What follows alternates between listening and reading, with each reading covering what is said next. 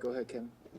Marcelino, what was it like watching last year? Obviously, going through the injury and the rehab and seeing the team's success. I know you must have been happy in some respects, but there's probably a part of you that feels like you wish you would have been out there contributing. What were the emotions like for you? Yeah, of course, I wish I would have been able to contribute. I've had some battles with my trainer, Jacob Laverman. And I would tell him, I think around Wisconsin. No, it was Michigan State for sure. Um, I don't know how far out I was on my surgery, but I wasn't too far out. I remember looking up, when's the quickest you can come back from an ACL injury and things like that. Basically, watching them play or listening to them play, through radio or through however I could access the games. I was sitting there like, man, like they going off, they balling. The whole D just swarming around. The defense was doing, all these zone blitzes, these coverages, all these different things that were so successful. And the offense was going off too. Mike and Top Fry and Wop and everybody on the team, even the O line, the D line. And so for me, I was happy for him for sure. Especially the Penn State game, I recorded the whole thing on Instagram Live, and that was the day of my surgery. So I just got home and the game was that same day, and so it was good to see him ball out, and I didn't have no negative thoughts. It was just more so like, shoot, could I go out there and play, like, just put me in a little zone. Like, I can't do man to man. I probably can't blitz right now, but you put me in a little cover 3, cover 4. I could go out there right now, 2-3 months out. So yeah. John, then Zach. And so where are you kind of in your recovery at this point? I mean, I know you've been through an injury before, surgery, and kind of rehab, so it's kind of second time around. But, I mean, are you close to being full go practice, or does that come later? Or kind of where are you at right now? It'll come later. I'm pretty far out, I think. But as far as practicing with the team and doing team specific things, I think that'll come a little later. But it's all good though. Like the stuff I'm doing with my guys, like me, Sam Dogstrip, and I'm drawing a blank. But my other O-line, man, that's so messed up. Oh, Khalil Benson, my bad. Yeah, us three. So we had our surgery on the same day, and so we're basically on the same time frame. So when we train with Jacob, we train hard, and we'll be back when it's time to come back. Zach, then Dylan.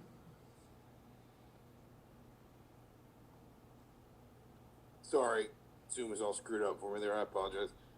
Marcelino, I guess people have asked you this in different ways, but I mean, just especially as you get closer to being able to just kind of do everything, no restrictions, whatever, just is it strange ever just looking around and thinking, I'm maybe the oldest old man of the group now in terms of there's not anybody in here who's been around as long as I have. There's not anybody in here who's seen as much as I have. Just kind of what's it like being the guy that literally everybody else kind of has to look up to from an experience perspective?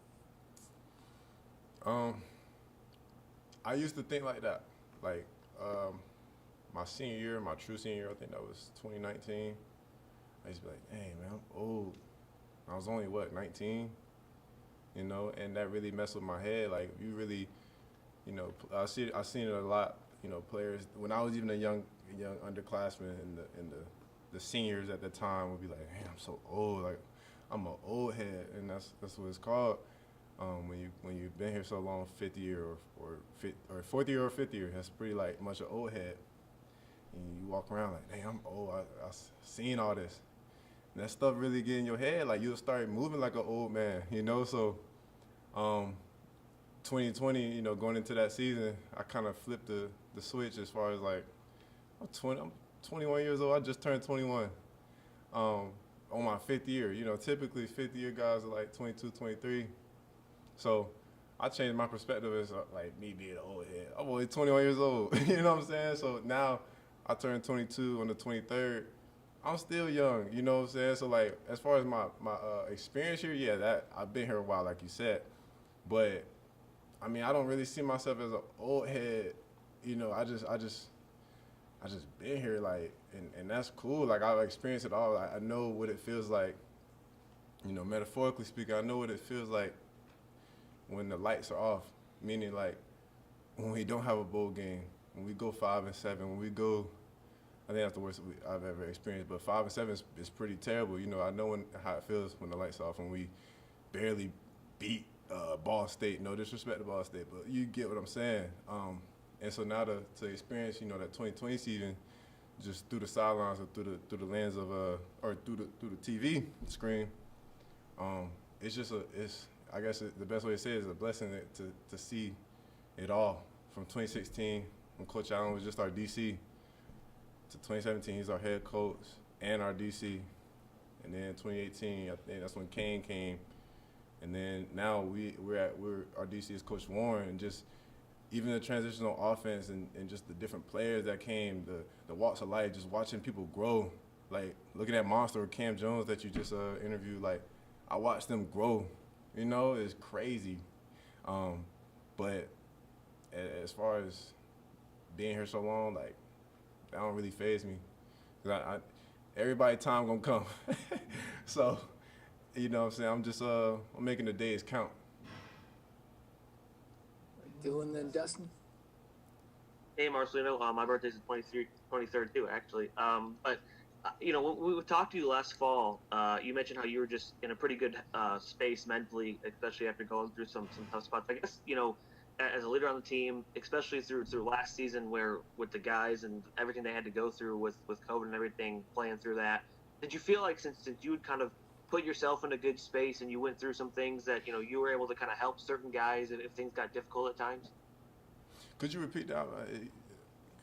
Like, I listened, but I couldn't really grasp what you were trying to ask. Yeah. Last fall we talked to you. You mentioned how you were in a good space mentally after going through, you know, some things that you were able to kind of be positive, and just, you know, with the team playing through the COVID season, things maybe could have gotten tough. Did you feel like you could help some guys, especially because, you know, you were in such a good space and you kind of knew how to work through things? Yeah, most def. Being injured or having a season injury, you could always give a guy perspective. You know, I remember one game, my guy Stevie, I don't mean to point him out or anything. He didn't have one of his best games, put it that way, right? I'm like, hey, it could be worse. And I'm smiling. He's down. He's like, dang, man. I'm like, it could be worse, buddy. You know what I'm saying? Like, and all I was saying in that is just like, you could have had no game at all. Either like me, you know what I'm saying? So, and that was probably like the more extreme probably conversation I had, you know, if a guy had a bad game. But other than the COVID, I feel like our guys, they handled it well. You know, it was sometimes a hassle, especially in the beginning, you know, with the up and down in the summer and going into the fall. But once the season came, I think guys handled it well. But when it came to, you know, bad practice or bad games, I'm like, I could shut it down with it could be worse. 4 words. You know what I'm saying? Could be worse. All right, Dustin. Marcelino, obviously the scheme isn't necessarily going to change with the new defensive coordinator, but what you on, Carlton Warren so far, how do you think you fit in with what he wants to do, and how much you've been able to kind of bond with him and get a understanding of him so far? I'm so sorry. I like zoned out. Could you ask it again? Yeah, what's your read been on Carlton Warren so far? Yeah. Nah, he's been a cool guy. He's been a cool guy. He came in with that energy. The best thing I heard him say, I think he said it yesterday or the day before, he was like, no one has a job, you know, talking about the defense and talking about positions, you know, nobody has their job, and he said, including me, he was talking about himself. And that really I feel like that stuck with the players, like, oh, like he getting up every day to work because he knows somebody wants his job, and that's true. You know, there's somebody, you know, in the coaching field that wanted to be the DC here, and he's got the position he's put himself in the position to be the DC here, and he gonna make sure that he keeps his job. And so that means he's gonna make sure his guys, us, are gonna be ready. And as far as the defense that he's bringing out and plotting with the staff, it's looking good. Like it looked good, to put it that way. All right, John, and then we'll wrap up with Zach. Just in terms of your decision making and coming back, I mean, I guess the one fortunate thing about this past season is that everybody got an extra year. I mean, how automatic was it for you once you got hurt and you knew it was an opportunity to come back? That like I'm going to come back, and, take that chance, take an opportunity. Yeah. The best way I could summarize that is as much as nobody wants an ACL, nobody wants a season-ending injury, right? Stub toe. A little messed up shoulder. People play through it. People get through it. Season-ending injury, that is, especially for seniors, it's fatal. That's pretty extreme. But you get what I'm saying. So as much as, it was sad and being able to be a part of that 2020 team was so, it hurt and everything like that. It, made me think, how last year, for a potential fifth year anywhere in the country, in college, or just the number of players, the players the previous year that got hurt and had a season-ending injury and was a fourth year, fifth year, and they didn't have no 6-year opportunity because of the NCAA allowing it and everything like that. I had what I'm saying, I had to take advantage of that. That doesn't happen. So, it's a blessing in disguise, I guess. And I appreciate it. So, having that opportunity to come back, or having that opportunity in my back pocket was great to have, because I know not too many people would have that, would have had that, or even going forward. All right, Zach, last one. Sorry, this is kind of a bigger picture question, but we've asked you and Cam a lot about just kind of how the defense might change under Coach Warren, and you've played for a couple different kind of defensive coordinators now. I guess what in your mind has stayed the same? Because I know that in the same sort of breath, it's still Coach Allen's defense. It's the one he brought when he was defensive coordinator, obviously, before he was head coach. I mean, what do you think are kind of the things that kind of remain fundamentals, I guess, about this defense, even as maybe different coaches or coordinators or even players maybe, tweak it a little bit in different ways?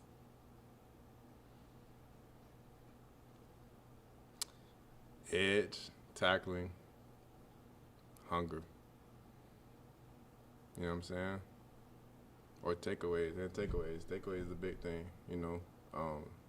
Those are the fundamental things. No matter what DC comes in, or coach comes in, Coach Warren's the guy.